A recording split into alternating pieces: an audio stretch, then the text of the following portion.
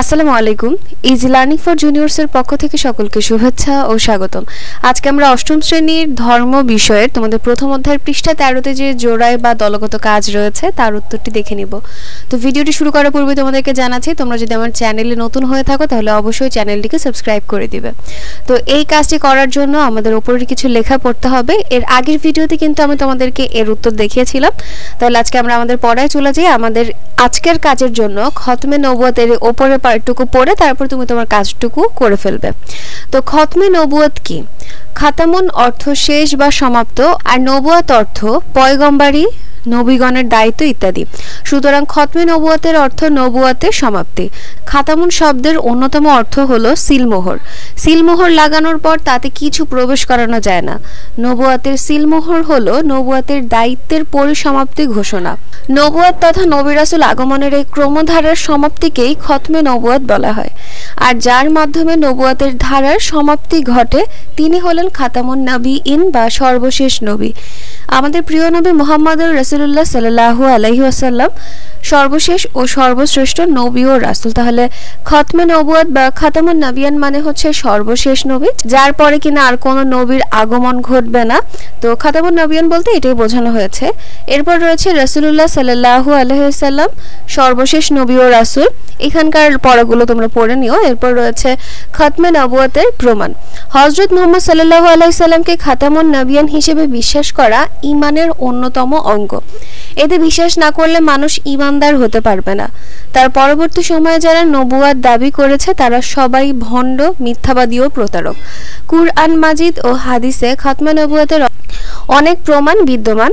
এর মধ্যে কতিপয় প্রমাণ নিম্নস্বরূপ। এখানে কিছু প্রমাণ দেয়া রয়েছে। তো নবীজি আমাদের সর্বশেষ নবী, এইটাই হচ্ছে আমাদেরকে বিশ্বাস করতে হবে এবং এই বিশ্বাসটাই হচ্ছে একটা প্রকৃত মুমিনের পরিচয়। আমরা যদি এটা বিশ্বাস না করি তখন কিন্তু আমরা মুনাফিক হিসেবে পরিচিত হয়ে যাব। তো আমাদেরকে অবশ্যই এটা বিশ্বাস করতে হবে যে আমাদের হযরত মুহাম্মদ সাল্লাল্লাহু আলাইহি সাল্লাম উনি হচ্ছেন সর্বশেষ নবী, তারপরে আর কোনো নবীর আগমন ঘটেনি। তো এখানে কিছু প্রমাণ রয়েছে যার মাধ্যমে আমরা আরো শিওর হতে পারি যে হযরত মুহাম্মদ সাল্লাল্লাহু আলাইহি সাল্লাম হচ্ছে সর্বশেষ নবী। যেমন আল্লাহ তাআলা কুরআনে উল্লেখ করেছেন, মুহাম্মদ তোমাদের মধ্যে কোনো পুরুষের পিতা নন, বরং তিনি আল্লাহর রাসূল এবং সর্বশেষ নবী, যা রয়েছে সূরা আল আহজাব আয়াত 40-এ। একটা হাদিসের মধ্যে লেখা রয়েছে যেখানে মহানবী সাল্লাল্লাহু আলাইহি সাল্লাম নিজেই বলেছেন, আমি শেষ নবী, আমার পর আর কোনো নবী নেই, তিরমিজি। আর অন্য হাদিসে আবার রাসূলুল্লাহ সাল্লাল্লাহু আলাইহি সাল্লাম বলেছেন, রিসালাতে নবুয়তের ধারা বন্ধ করে দেওয়া হয়েছে, আমার পর আর কোনো নবী ও রাসূল আসবে না, এটাও তিরমিজিতে বর্ণিত রয়েছে। এরপর নবী করিম সাল্লাল্লাহু আলাইহি সাল্লাম আরও বলেন, বনি ইসরাইলে নবীগণই নেতৃত্ব দিতেন। যখনই কোনো নবী ইন্তেকাল করতেন তখনই পরবর্তী নবী তার স্থলাভিষিক্ত হতেন, কিন্তু আমার পর আর কোনো নবী আসবে না। মানে একজন নবী মারা গেলে সেই নবীর জায়গা অন্য একজন নবী এসে দখল করত, কিন্তু হযরত মুহাম্মদ সাল্লাল্লাহু আলাইহি সাল্লাম মারা যাওয়ার পরে তার জায়গাটি দখল করার মতন আর কেউ নেই। আরেক হাদিসে মহানবী সাল্লাল্লাহু আলাইহি সাল্লাম নিজেই বলেছেন, অচিরেই আমার উম্মতের মধ্যে মিথ্যাবাদীর আবির্ভাব হবে, তারা প্রত্যেকেই নবী হওয়ার দাবি করবে, অথচ আমি সর্বশেষ নবী, আমার পর আর কোনো নবী আসবে না। এটা রয়েছে আবু দাউদ। তো তোমাদের এখানে আরেকটি হাদিস রয়েছে খতমে নবুয়তের ব্যাখ্যার জন্য, তোমরা এটাও পড়ে ফেলবে। তো এখানে খতমে নবুয়তের প্রমাণ যে আল কুরআন বা হাদিসে অনেক জায়গায় বর্ণিত রয়েছে তার ব্যাখ্যা দেখলাম। এছাড়াও কিছু যৌক্তিক প্রমাণ রয়েছে, এটাও তোমরা পড়ে নিতে পারো। এছাড়া দেখো আরেকটা বাণী রয়েছে যা আল্লাহ তাআলা নিজেই বলেছেন, আমি তো আপনাকে সমগ্র মানব জাতির প্রতি সুসংবাদদাতা ও সতর্ককারী রূপে প্রেরণ করেছি, সূরা সাবা আয়াত 28। তো এখানে আরো কিছু বাণী রয়েছে, তোমরা এগুলো পড়ে ফেলবে। এগুলো পড়ার পরে তোমাদের জোড়ায় বা দলগত কাজটি করতে খুব সুবিধা হয়ে যাবে। এখানে কি বলা রয়েছে যে, প্রিয় শিক্ষার্থী, তোমরা জোড়ায় আলোচনা করে উল্লেখিত শিরোনামের আলোকে আল কুরআন ও হাদিসের বাণীসমূহ ছোট কাগজে অর্থসহ লিখো। তো এইখানে আমাকে বলা হয়েছে যে আমার একটা বিষয় দেওয়া হবে, সেই বিষয়ের ওপর আমার আল কুরআন এবং হাদিসের বাণীগুলো ছোট ছোট কাগজের মধ্যে অর্থসহ লিখতে বলেছে। বিষয়টি হচ্ছে মহানবী হযরত মুহাম্মদ সাল্লাল্লাহু আলাইহি সাল্লামই আল্লাহ তাআলার পক্ষ থেকে প্রেরিত সর্বশেষ নবী। এক কথায় খাতামুন নবীন, এটার উপর ভিত্তি করে যে আল কুরআনের বাণী বা হাদিস রয়েছে এই সব কিছু আমাকে অর্থসহ লিখতে হবে।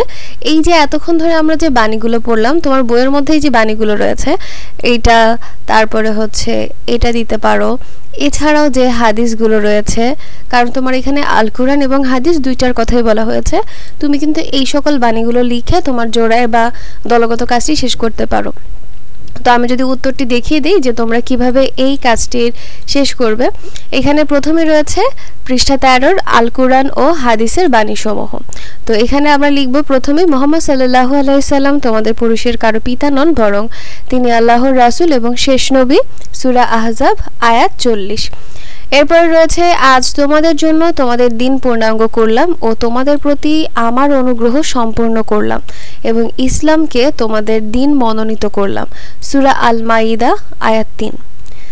এরপর রয়েছে আমি তো আপনাকে সমগ্র মানবজাতির প্রতি সুসংবাদদাতা ও সতর্ককারী রূপে প্রেরণ করেছি। সূরা সাবা আয়াত 28। এবং সর্বশেষ যে লেখাটি লিখেছি তা হচ্ছে আমি শেষ নবী, আমার পড়ার কোনো নবী নেই।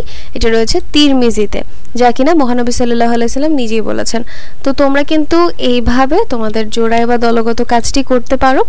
পরবর্তী ভিডিওতে তোমাদের পরবর্তী যে কাজ রয়েছে, এই যে এই কাজটি জোড়ায় কাজ, এর ব্যাখ্যা দিয়ে দিব। তো আজকের ভিডিওটি এই পর্যন্তই। ভিডিও যদি তোমাদের কাছে ভালো লেগে থাকে তাহলে অবশ্যই সাবস্ক্রাইব করে দিবে এবং পাশে থাকা বেল আইকন বাটনটি প্রেস করে দিবে। তো আজকে এই পর্যন্তই। আল্লাহ হাফেজ।